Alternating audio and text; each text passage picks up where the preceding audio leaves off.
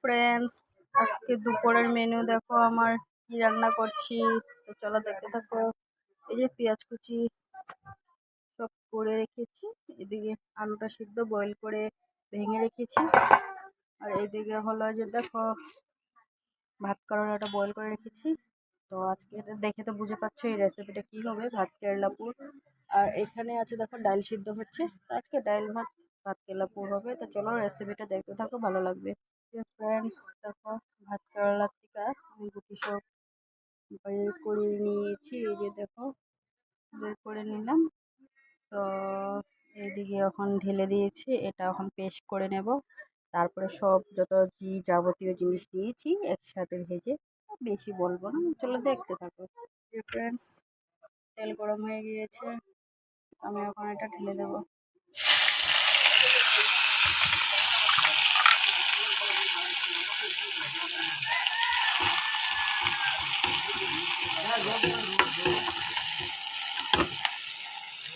তো এই যে ফ্রেন্ডস, এই যে দেখো এটা হলো ভাত করলার গুটিগুলো পেস্ট করেছি, তো সেটা আমি এখানে দিয়ে দেবো।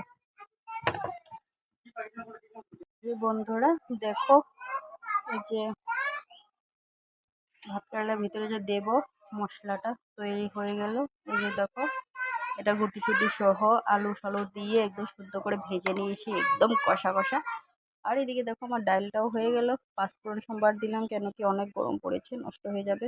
আর সাথে দিয়েছি ধনিয়া পাতা, এই যে নাগা ধনিয়া পাতা দিয়েছি। তো দেখো আমার আজকে এটাই হবে গো, গরমে খুব গরম পড়েছে। তো দেখতে থাকো বন্ধুরা। বেসন টেসন চাউলের গুঁড়ো টুড়ো নিয়ে নিয়েছি, এখানে হলো হলুদের গুঁড়ো, লঙ্কার গুঁড়ো, আর এই যে নুন আছে।